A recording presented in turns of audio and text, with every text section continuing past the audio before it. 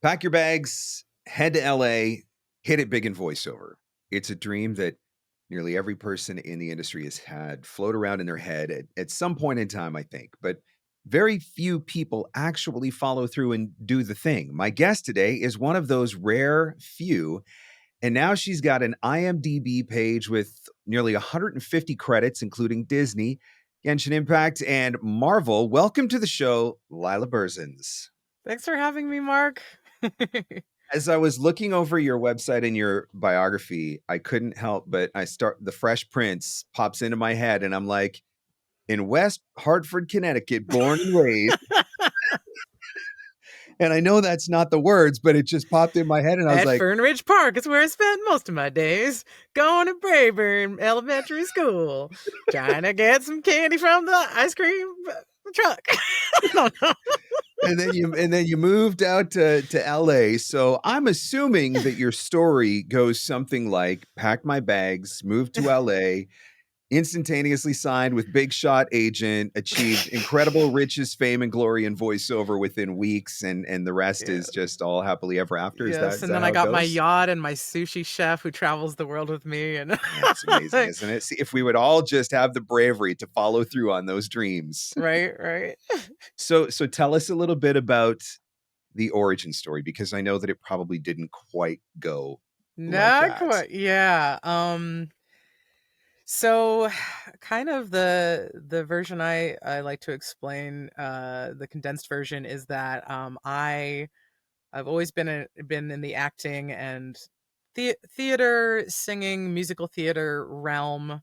I went to University of Connecticut and I studied communications, and also took a lot of theater classes.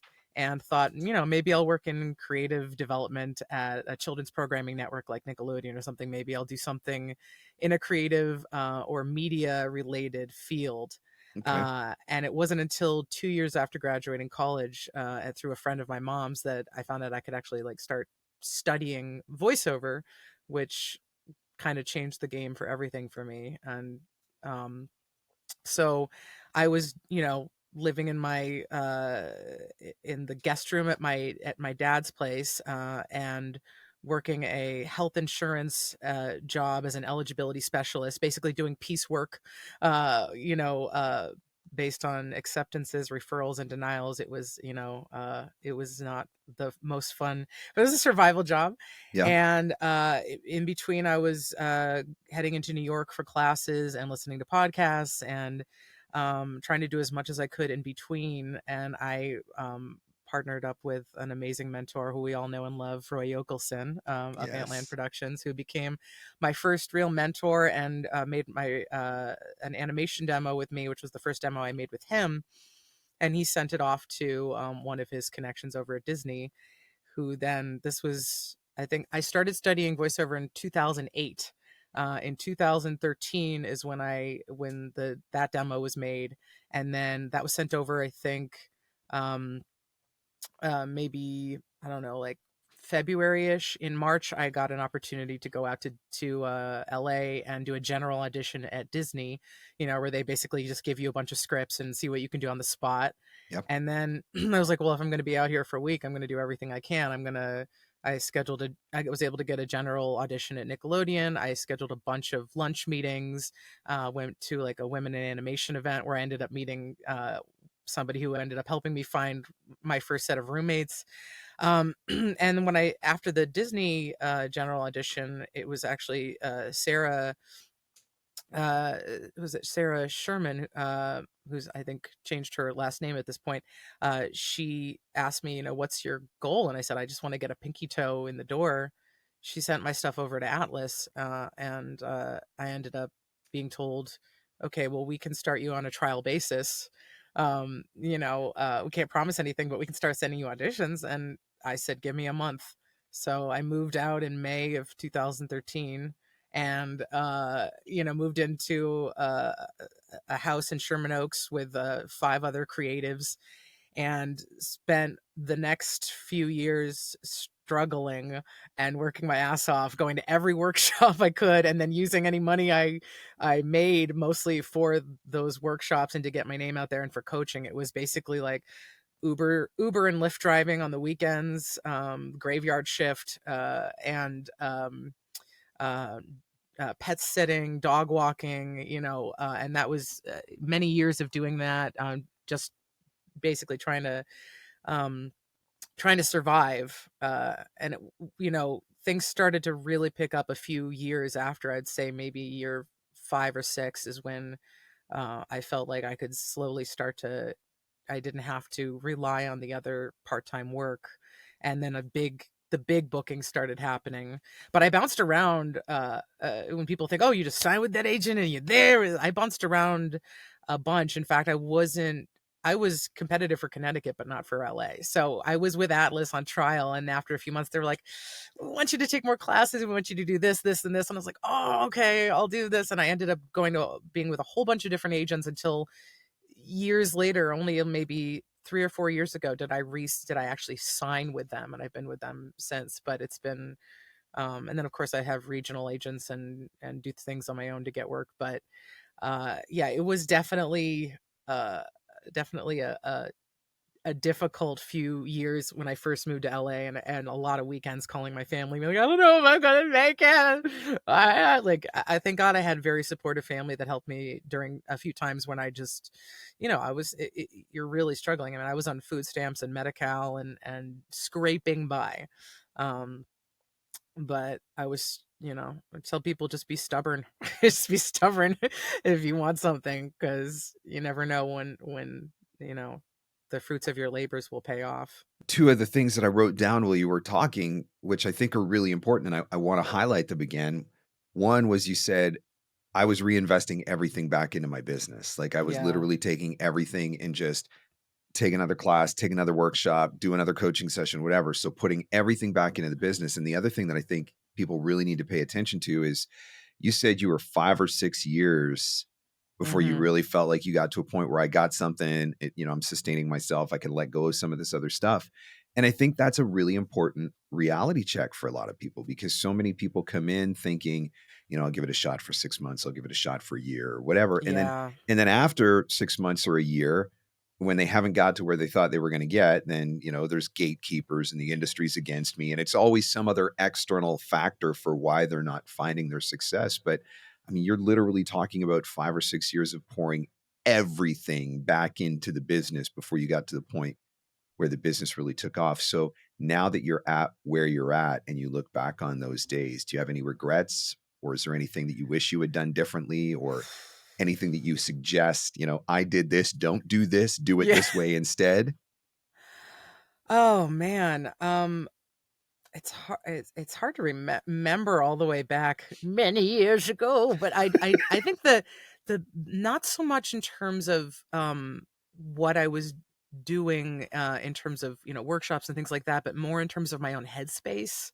Mhm. I was in a very um imposter syndrome, anxiety, Yeah. perfectionism driven headspace, where it was pushing me to get to where I wanted to be, but it was also a really hard place to be, and kind of learning how to take care of my mental health in a way that worked best for me, scheduling um myself better is something that I would have gone back and done. Also, I think in the beginning, although I was doing a lot of things that were productive and working towards my business, I sort of a lot of the times did not have the structure that helps me now, like in my day to day of time management and everything like that. I sort of was just like, okay, oh, okay, well, this came in, I'm going to do this, and then, oh, okay, I'm going to go do this, and I just didn't have, I think, as much focus, Right. because I was just trying so hard to just keep up with all the deadlines and other things in my life. So I think it was part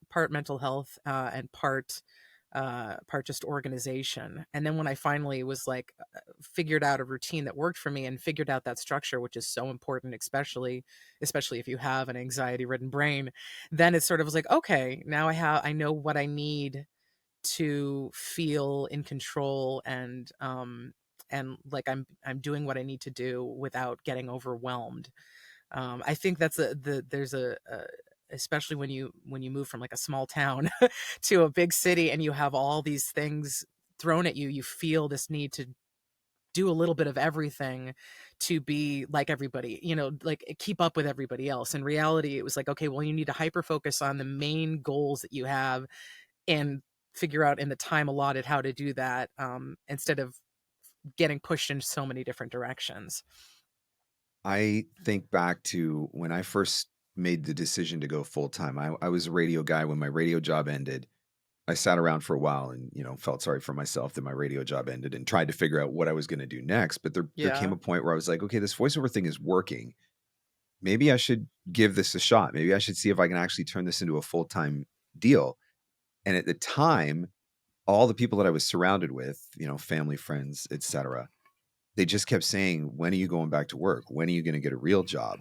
And it Yeah. wasn't that they weren't supportive specifically. It's just that it's a whole bunch of people who only understood that you got up and went to work at a day job. You don't work for yourself, or they didn't have that mentality. Yeah. And sometimes that was really hard to push against because it would get me thinking like, yeah, maybe I do need to go get a real job or whatever.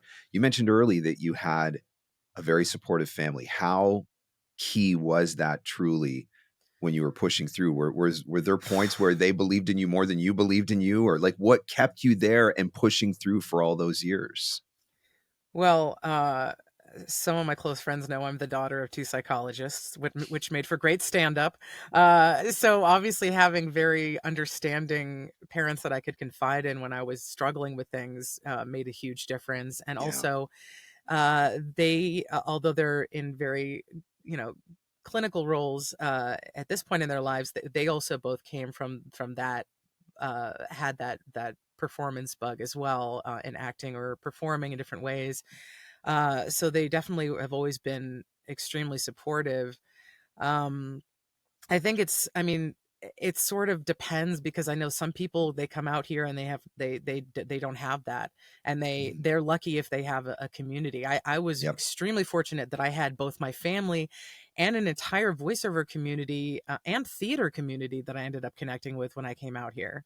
Not just through, the voiceover groups on Facebook and then all the meetings that we had, but also, through the different, theater shows that I would go see. I had a whole group of friends there. So I think in general, having any sort of solid foundation of support from friends or family, or any people in your life that give that to you is so important. But finding ways to push through even when you don't have as much support, I'm sure is 10 times harder. Um, so I think I was very fortunate in that regard. And also a part of it, and I'll be perfectly honest, was the first couple of years, like if it wasn't for my parents helping me a little bit here and there financially, I probably wouldn't have made it. Yeah. I was not at the point. I had a Target card that for years my dad was like, if you need this for like emergencies, if you need this for like groceries or gas, if you're having a really tough week, that the other stuff can't cover, you can use that. And not many people can say that. But it was those couple of years that I was struggling so much that, it was a godsend. But they, I had a family that really believed in me, um, and were willing to take these kinds of, chances. How Because proud they must be now, though, to be able to look at where you're at and just yeah. know that, like those investments, those little investments along the way ultimately pay off, and it turns into this amazing career that you've now built for yourself. So I know you mentioned, Thanks. doing Uber and different things like that. Yeah. What's like the craziest or the most memorable job, whether it's a regular or just like a gig that you did where you're like, I'm in LA, I'm here, I need money, I gotta eat, I don't care. What are some of those crazy gigs or crazy jobs that you took that you're like, oh my gosh, I can't believe I did this, but now you can look back and be like, yeah, that's just part of what makes this story awesome. Oh, man. Well, really, those were the two main things I did. I didn't waitress. I didn't feel like all the other than, I did one one day where I did an improv based, judge show where I was like the plaintiff. Sorry, yeah, I was the plaintiff. Maria Chiampa or something, and I was fighting about my orange tree, being cut down by my neighbor while I was at a business trip. That was probably the weirdest, day job I ever had, where they're like, we're looking for great improv actors that could be part of our show, which of course, is everything in that is real. So I'm in this warehouse, and they have like a notebook full of like scenarios, and like, okay, you are Maria, blah blah blah, and this is your thing. And I went, and it was me and this guy who did a lot of stand up, and we were just like, like getting mad at each other on film, and they kept having to pause because the air conditioning kept blowing, and they had to fix microphones. And I was just like, okay, well, I made $75 today doing this. This was fun, like, The things that that was we really do fun. to pursue a dream. Oh yeah, oh yeah. Oh, when I'm in So the Karanique commercials, if you see me late at night, you might see it before and after picture of me in the Karanique infomercials. so you said that you did those first few years, everything was getting reinvested back, right? Take another class, do another The workshop, majority, yeah. work. It was Yeah, like just enough to survive and then take it, because there were so many great workshops that I could go and get FaceTime with casting directors and show my stuff. And that's really in LA, one of the main ways of staying on people's radars especially when you're just come out here is doing that. Um, I actually had a rare opportunity. Marilyn Wisner, when she was doing all of her voiceover workshops, she's like, I like your energy. I'd like you to come and help host sometimes when I have guest directors. And, you'll get a discount on the classes, and you'll be able to get FaceTime with. And I was like, oh, hell yeah. yes, Those sort please, of little yeah. things fell into place at times, which was really amazing too, because then I could save a little money and still get the FaceTime. But I remember, like, I was going to Voice Tracks West almost almost every week that I could for workshops, because I was like, nobody knows me. I want everybody to know me.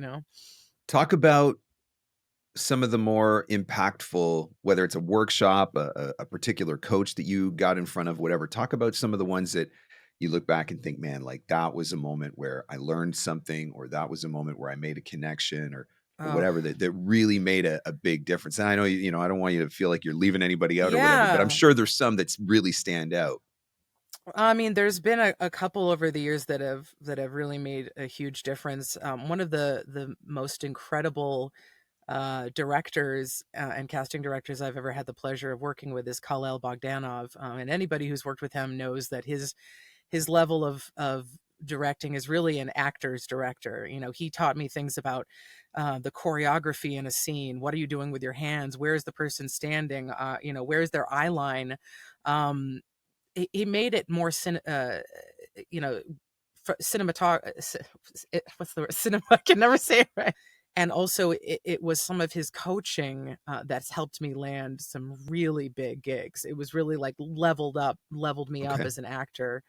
Um, I loved getting to meet Mami Akada from Bang Zoom, and showing her some of my range, because after that, we sort of had this wonderful relationship, and I started working at Bang Zoom quite a bit, doing anime and other things, everything from little boy characters to demonic creatures and little old ladies.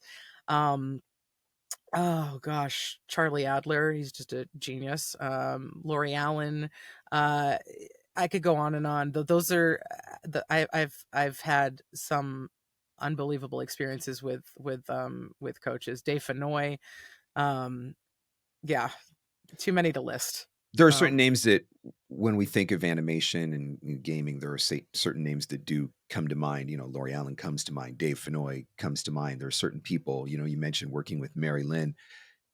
Is there anything that you did that was outside of the traditional realm of, working with a particular voiceover coach or working in a particular genre? Was there anything that you did that was just kind of different or outside of the box? Like, I know you've been involved in improv and comedy and different things like that, but mhm. was there anything like that that you was like, wow, like I did not expect that to have as much of an impact as it did, but I'm really glad I did it?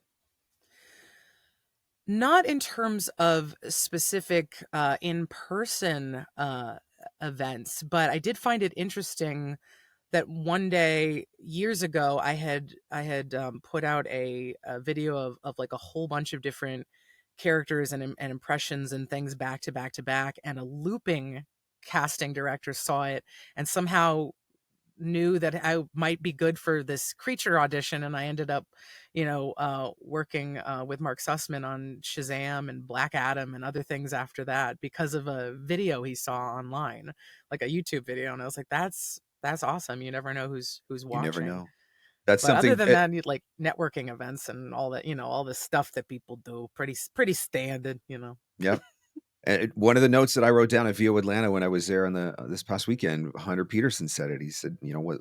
You never know who's going to see your content, and that's the power of content, right? We Yeah. think you got to get a million views to make it worth your while, or you have to go viral or whatever. But man, if you only get a couple hundred views, but the one right person happens to see it Hmm. and reaches out to you, it can absolutely be worthwhile.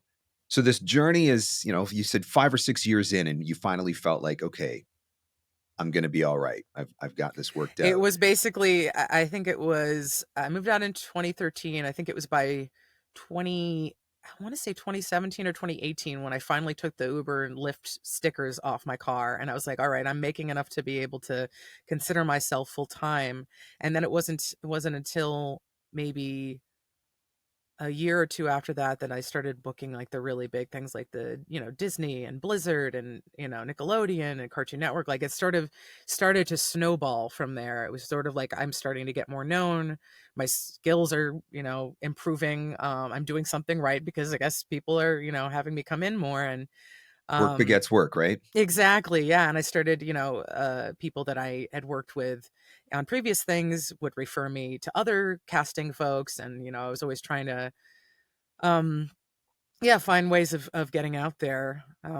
So it definitely, yeah, it's definitely a marathon, not a sprint. That's for sure. Was there a key job or a key booking or a key opportunity where you kind of, finally you were able to take a breath and say, okay, I think I'm going to be okay now? Or was it just continuously showing up and working the small parts until you got to the it bigger parts? I think it was sort of the snowball effect of the fact that I had a lot of different eggs in a lot of different baskets, and slowly it started be getting a lot more work. So instead of only doing maybe 1 to 2, possibly 3 voiceover jobs a month, I was doing up to 5 a week. And then I Wow. was like, "Oh, okay, this is great." And obviously it ebbed and flowed. It Yep. wasn't always like that.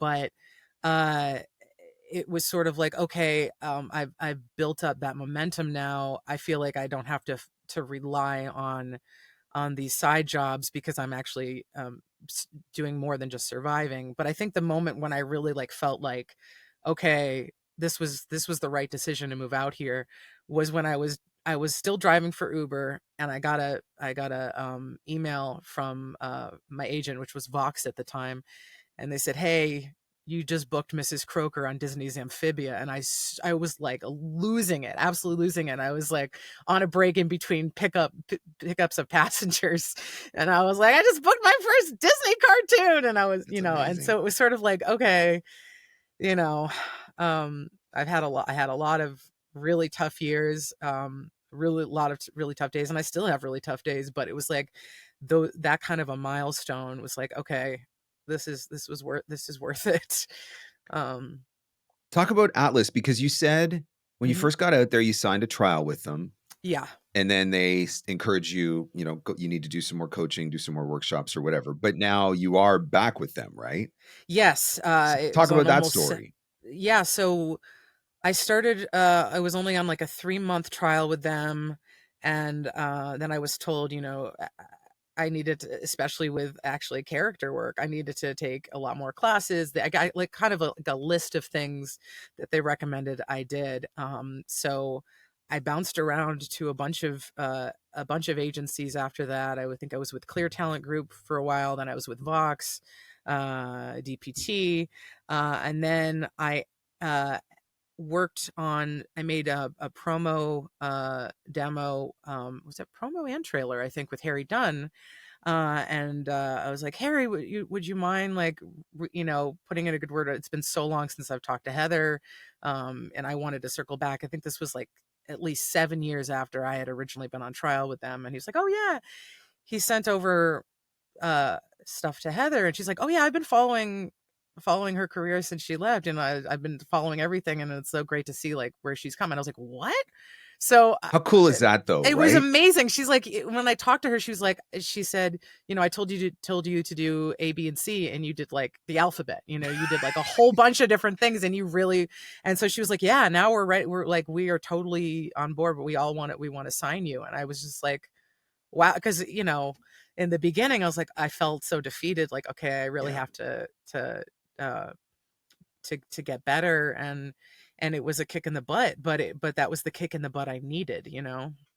I think so often our perspective of agents is so sometimes I think it's really wrong that we feel like they're just these people who are like the gatekeepers to the good opportunities or whatever, and we don't Hmm. realize that more often than not, they are truly champions and cheerleaders in our corner, whether we see it or not. And so to Yeah, hear that Heather actually had been following along with you for that many years and paying attention to all of the things that you did, yeah. and then you get the opportunity to come back around and try again.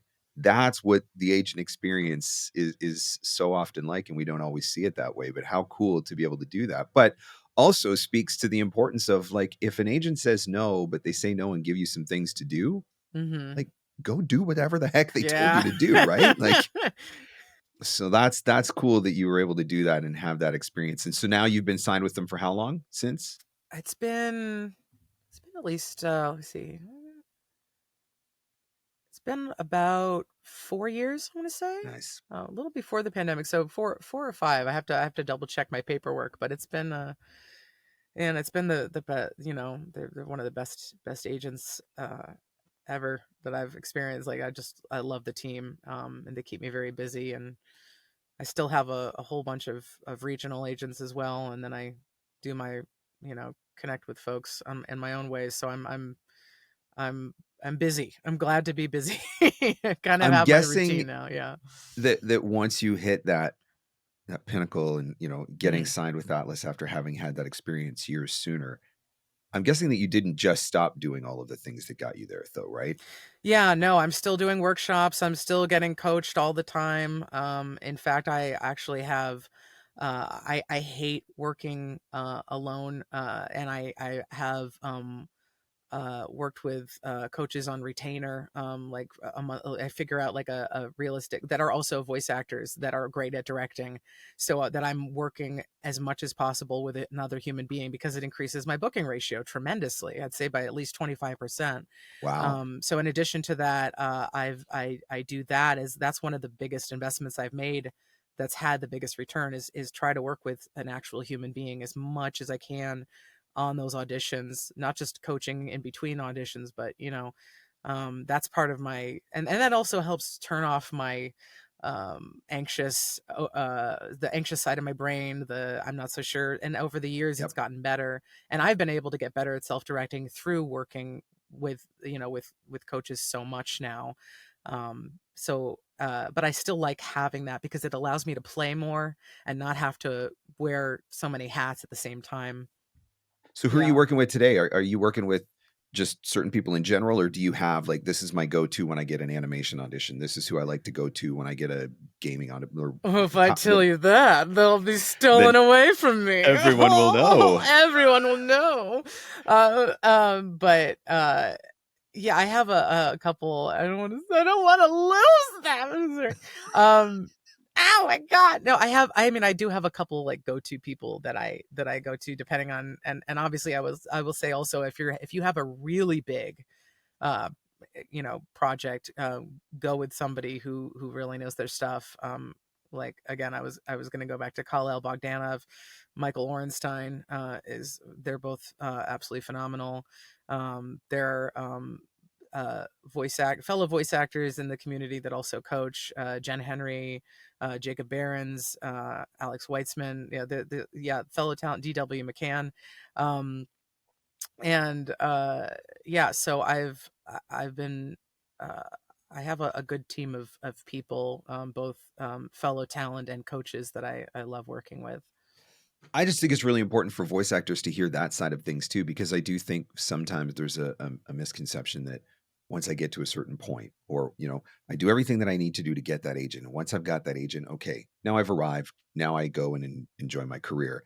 And the Yeah, one thing that I no. see consistently across the board with the people who are operating at, the top tiers, is that the coaching never stops. It's, maybe you don't do it quite to the scale that you did when you were building up, but it just doesn't stop. You're always staying on top of what's booking, what's trending, what's fresh, always challenging yourself to get the best out of you. And I think it's really important to hear that. Now, you actually do all the things, like quite literally, you do all the things. You do voiceover, you do music, you do stand up, you do theater, you do improv.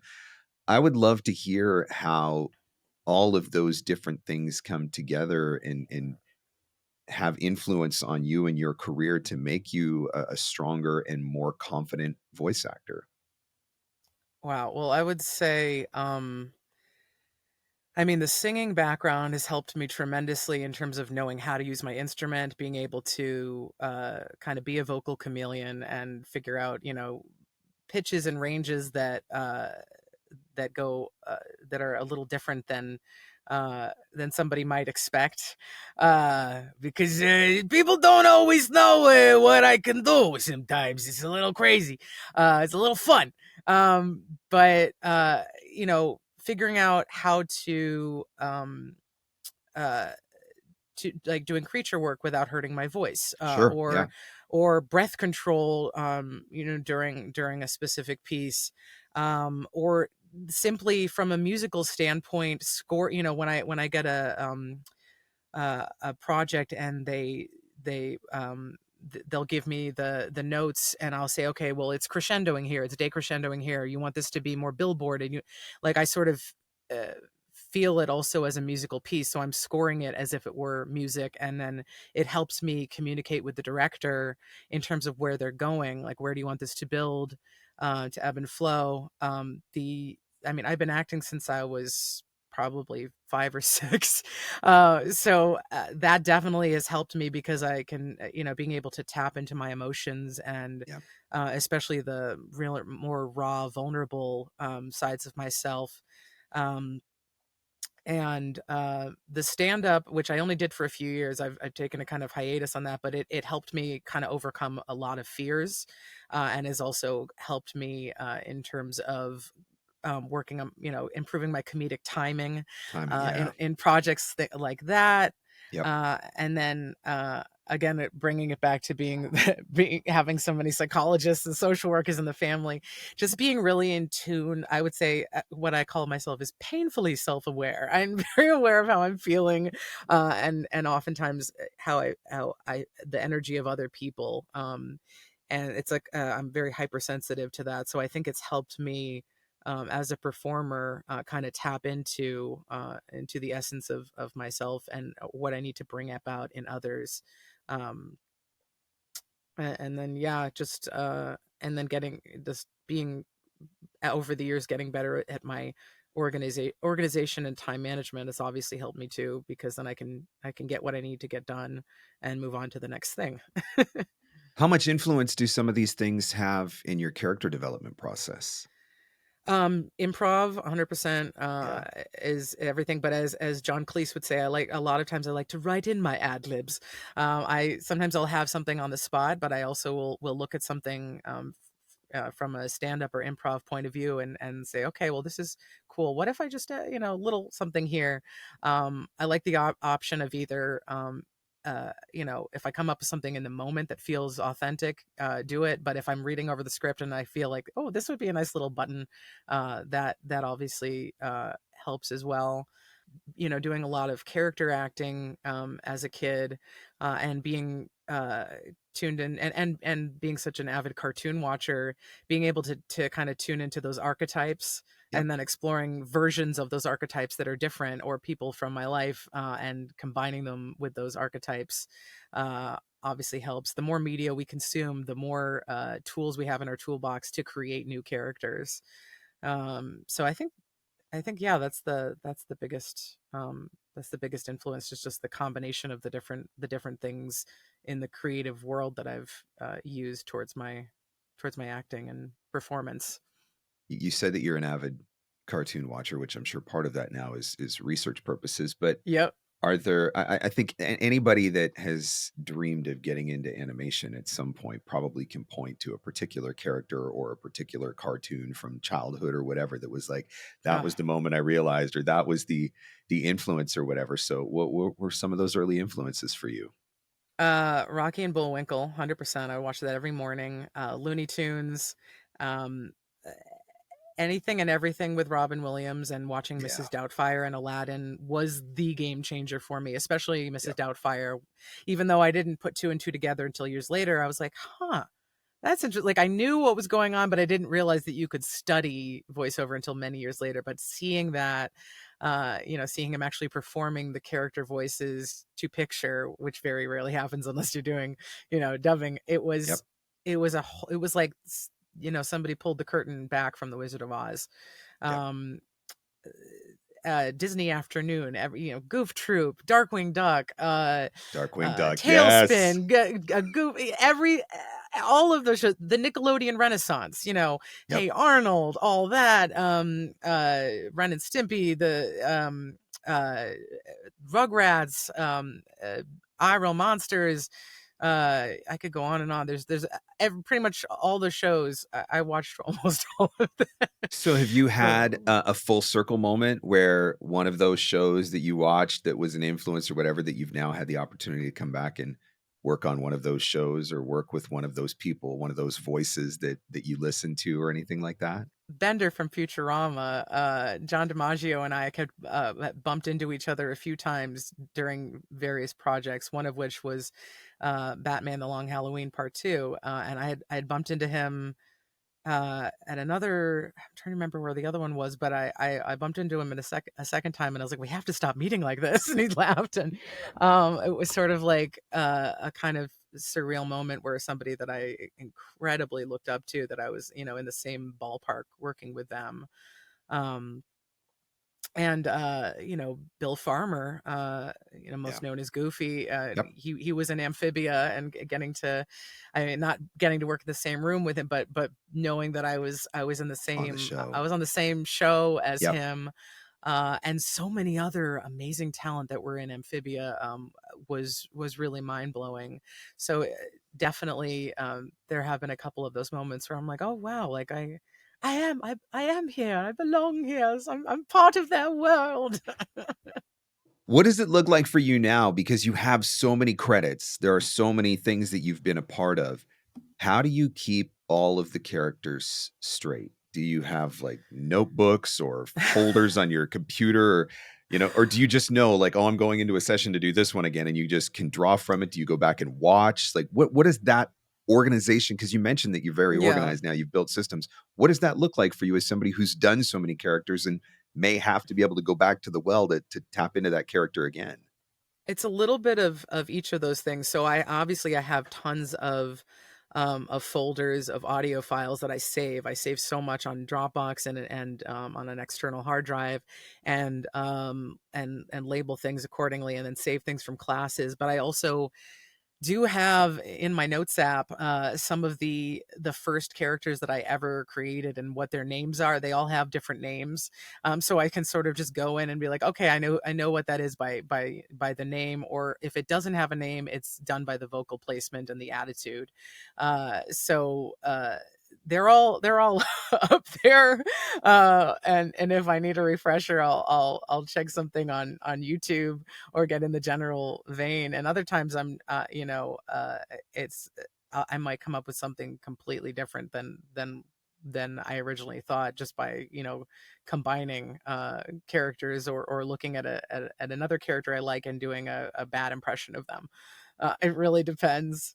But yeah, there are a couple characters, most notably, and going back to Amphibia, that was a character I had created many years ago named Granny Prozac, and it was a lady that would just say things like, "Did I ever tell you I used to be a mermaid? That was before they renewed my prescription. Give me my Prozac." And she should say things like that, and then I turned her into, "Oh well, I'm a lovely old lady, and I'm very," I took the essence of Granny Prozac and I Yep. made her an old frog. So it was like I had, or I got Larry. Larry's from the Bronx and he drives them dames all over town. I got a Tony Cannoli. He's like kind of a Joe Pesci, and he says, "You ain't got the cannolis to say that to my face." I have businesswoman lady, real estate woman who's sort of what is it? Angelica Pickle's mom, but with a little more smarm. So I have all these like the names of the characters in Yep. my head, and they're just sort of going around. So when I see the description, I'm like, oh, okay, I know who that is. That's Sally. That's whatever it is, and like, but that let's add a little bit of this or this character along with it. So you're not always just building characters based off of these are the specs that I see.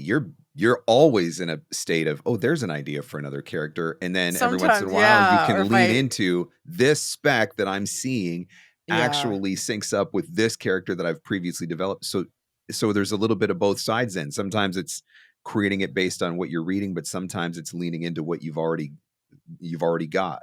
Yeah, like I feel like I've got kind of a group of a family of characters Nice. that I know and love, and that I can expand upon or make alterations to based on what the specs are in the copy. So sometimes it's like, okay, well, this kind of reminds me of this character that I haven't that I've worked on before, but maybe I can give them, this personality trait that makes them totally different than what they originally were. So it kind of depends. Yeah. I had Emma O'Neill on the show, and she talked about she's with I'm pretty sure it's Atlas she's with, and but she talked about with commercial often delivering a read according to the specs, and then just doing one read of just whatever she wants to do, Mm-hmm. her take, just her being her, and that's primarily in the commercial space that she's doing that. When it comes to the character side, is it the same? How often do you do that? Do you read the specs and deliver a character based on the specs and then do an alt take that's just like, this is what I think the character actually sounds like, and give them something totally different to draw from? Does it work the If same? if there is something that I feel like, oh yeah, this would totally be great as this completely different version, then yeah, I will totally do that as a take two. Sometimes I feel like in my bones, like the first take that I did is like, that's who I feel it is. But there are other times when I'm like, what if I just made it? Yeah, I definitely have done that a few times where I just completely 180 the character just to see what it would be like, because people never know what they want until they hear it. Is one of them ever booked?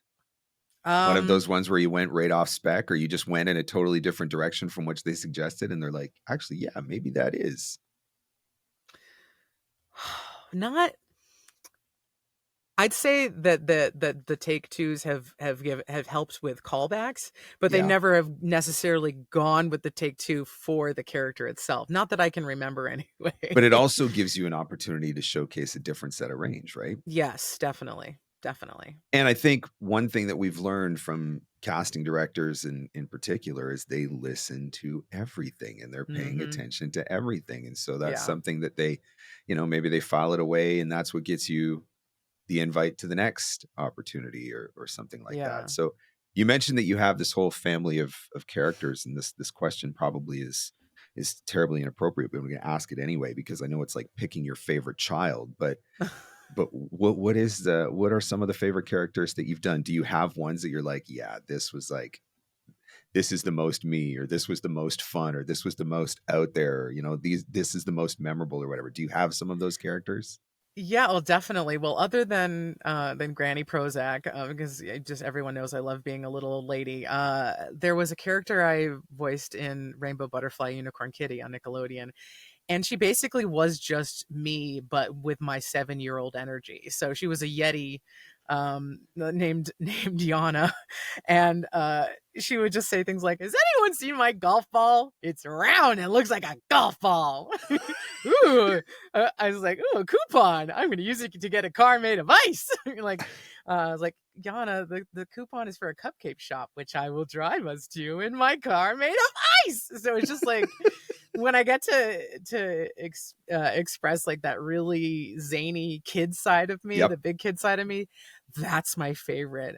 Other than that, there's a lot of, Like I love playing little boys. I like there's a lot of little like different kinds of little boys I like doing, but I like the kind of like really inquisitive fun boys. And obviously the teen boys are really fun because you can get away with a lot more with teenage boys. And that's obviously how I got adept to Shao, is I took the rasp and made him cool and emo. And that's become the reason now I'm traveling to conventions around the world, is because of a teenage boy who's really thousands of years old and is anime. So that's definitely a big one. And then, as I've mentioned before, I love when I get to do kind of gender bending roles. So I have actually gotten to use Larry a couple times. There's a character in Shadowverse who's a snowman, and he says things like "It's cold as cocytus" and things like that. So anytime when I get to kind of uh challenge what vocally a woman can do is always a blast. But those are definitely some of my favorites. And also this guy right here, he's kind of Joe Schmo. He likes to, again, I don't know why I keep going back to these Italian guys, but this was a crab in Aquaman on Cartoon Network. He was just like giving directions to Aquaman, and it was fun, you know. There's definitely a little bit of that, New York East Yeah, Coast there's a lot of New. I influence defaults to this in when some I of those was. characters, right? Yeah, we're joking around with people. He comes out and they're like, "What was that?" I was like, "Oh, sorry, I didn't realize it was doing it."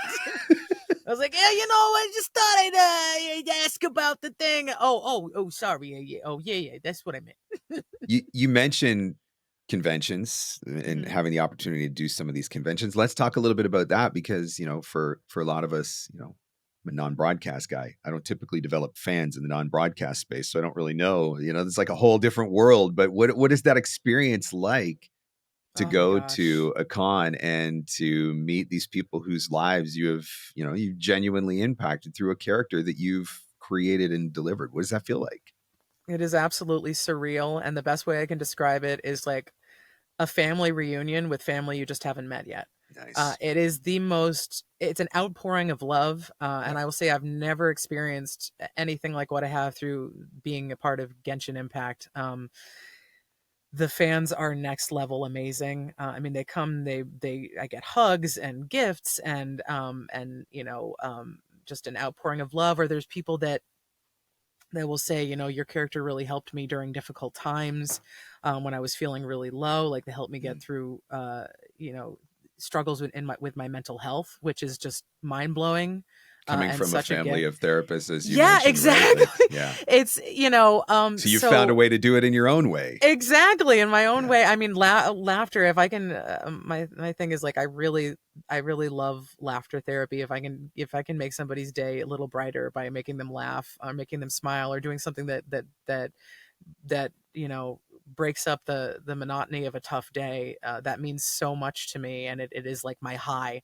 I do really get a high from making people feel good or making them laugh. So uh a convention is sort of like the culmination of that, where it's like, people are coming to see you because they connected with a character that you did, or they're just, or people have said, you're someone would say like, you're my favorite voice actor, or you're the reason why I want to get into voice acting. That's like, again, mind blowing, to know that I have that kind of influence, because in my head I'm Yeah. always like, I'm just doing my thing, like I hope somebody understands what I'm doing, and so it is sort of this incredible blessing, um, where you feel this innate connection to the humanity of other people, in a way that is really hard to describe, and also getting to connect with fellow talent that I look up to.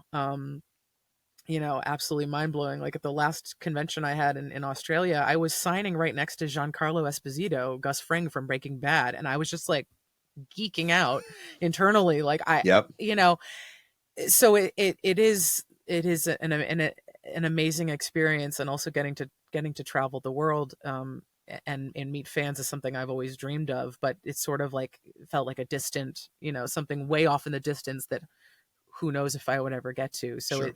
if you can, it's sort of one of those things, you never know what character or characters somebody will resonate with. Yeah. And that's why we just keep doing what we're doing. And one day there might be a character that someone does that resonates with others and becomes very popular, and that's sort of what the con circuit is like. It's sort of a grab bag, but if you have one or two of those characters that's popular enough, then it's like, all right, well, now you've got the ticket to come join our magical world, so to speak. It's a gravy train that I want to keep riding as long as I can. I'm sure we could probably do an entire episode just on the topic of cons alone, because they become so huge and you always hear, Yeah, like, it's something that everybody's talking about now. But definitely. what one question on the logistics of it. Hmm. Is this something that you're going and finding the conventions and you're trying to get in yourself? Do you have an agent that represents you? Does Atlas do that for you? Like, how does that side of it work for somebody who wants to get into one of these things?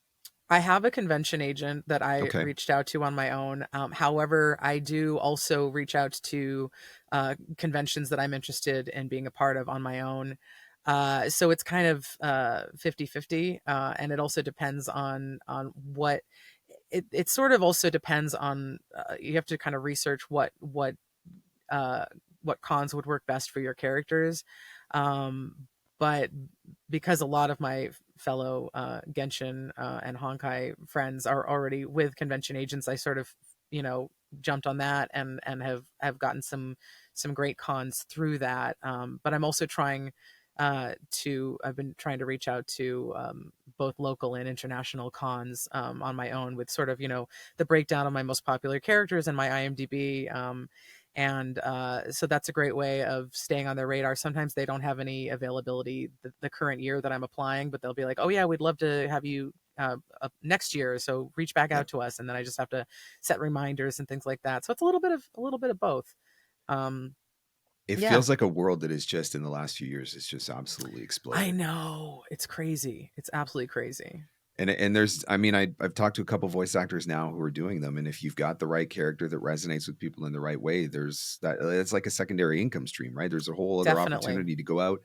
And I'm guessing at the same time, you know, you've talked several times about the importance of networking and being in the room Hmm. with the right people. So I'm guessing there's probably an element of that too, that you're, when you're at these places, you never know who you're going to run into and what Yeah, connections you're going to make. there's been creators, you know, game and animation creators that have reached out to me about collaborating, Yeah. or people that have, you know, you just never know. Somebody will see something, oh, I saw you were that character at this, or I met you at this con, and years later they come back and they say, hey, I've got this project I'd love to work on with you. You just absolutely never know.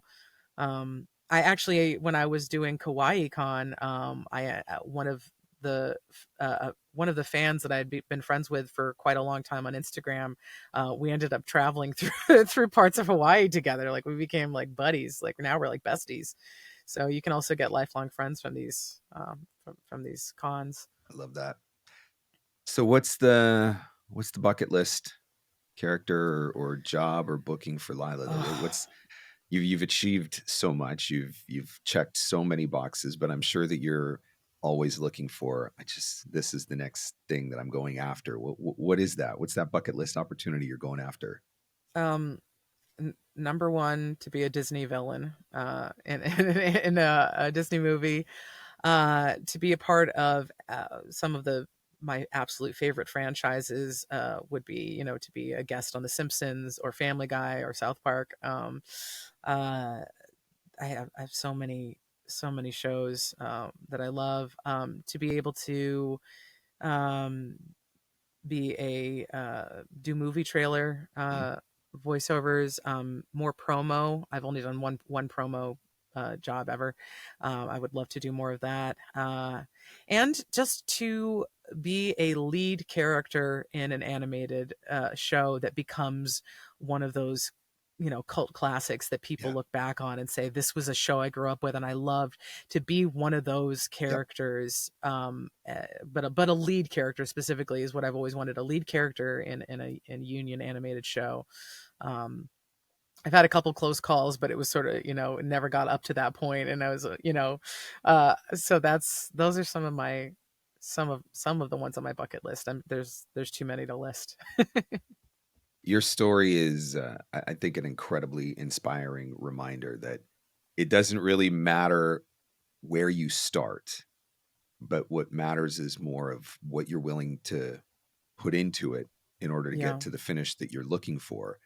So what do you say to the voice actor right now who has that dream that feels impossible, what's one piece of advice? Maybe it's a piece of advice that you would go back and give to, Lila from 10 or 15 years ago or whatever. Well, what's that one piece of advice that you've got to offer? Yeah, I would say I'm a big believer in the law of attraction, that the energy that we put out is the energy that we get back. And there were so many years when I sort of lived in this place of anxiety and negativity and feeling like I wasn't good enough, or that I wasn't I wasn't what people were looking for. I needed to hide parts of my personality. I needed to dumb it down. It was too big. It was too this. It was too that. Um, if I could go back, I would say, you are enough. Yeah. Just being you and what you bring to the table is enough. And it's so hard because we're always it's so easy, especially with social media, to contrast and compare ourselves and our journey to someone else's journey and say, how is that ever going to be me? These people are so far ahead and I feel so far behind. And I would say, we're as hard as it is in that moment, you have to live in the now and let go of outcome and just enjoy what we're doing. Because if we're enjoying what we're doing and we're putting that effort in and we're, making those small strides every day, the payback will come. When it comes is not up to us to decide, but it's about enjoying every moment and just giving the best we possibly can. And the rest is, out of our control. But I truly believe that the people that are talented, that work hard and that don't give up and that are stubborn, because they're like, there is no plan B. This is my plan A. Burn the Those boats. people, yeah, exactly. They do get there because they refuse. They refuse to say, oh no, this is too hard. And those are the people that, especially in this line of work, will get their rewards. It's just a matter of time and when. That's a pretty good place to wrap it up. I think that's a Yeah. pretty inspiring finish. It's hard to top that at this point. I'm like, I can't add anything to that. Like, come on, Shucks. That's gold But it's right true. there. We are enough, and I think so. And we validate ourselves. We don't need external validation. As hard as it is to there was a one person show I watched years ago where literally one of the characters just said to themselves, "You validate you," and I just started crying because I was like, I wish so many years ago I had realized that I don't need everyone else's approval and everyone else to like me and everyone else to think that I'm a certain way in order for me to feel like I'm good enough. Yep. It's finding that within ourselves and figuring out how to love ourselves and to give ourselves the pep talks, because we're alone in our brains 24/7. We've got to create a happy space in there, because if we don't, what can I say? It's not a good. It can either be a dreamy place or a nightmarish place, and I like to keep it in a happy, dreamy place as much as I can. I agree. I think that's a good way to keep it. Yeah. Lila, this has been absolutely amazing. And I think your story truly is inspiring. And for the person who's listening and paying attention, I mean, you were just dropping nugget after nugget after nugget of how to do this the right way and pursue things in the right way and make things happen in their career. So I thank you for taking the time to come and share, and for being so open and willing, and looking forward to seeing you continue to work towards some of those bucket list items that you mentioned. I think the Disney villain thing is everybody's like, I want to be a Disney princess. I know. I love the Disney villain thing. I think that's awesome. I want to be a villain. It's so I much am better to rooting be a for you to have villain. that happen one day, because I think that would be absolutely amazing. Thank you so much. And please say hi to your beautiful family for me. I loved seeing them on the 12 Days of Voxmas live stream. That was so wholesome. I couldn't stand it. I love it. Well, Lila, thank you so much for coming and sharing. I certainly do appreciate it. You're going to inspire a whole bunch of people with this one, I know. Oh, thank you. Really appreciate it.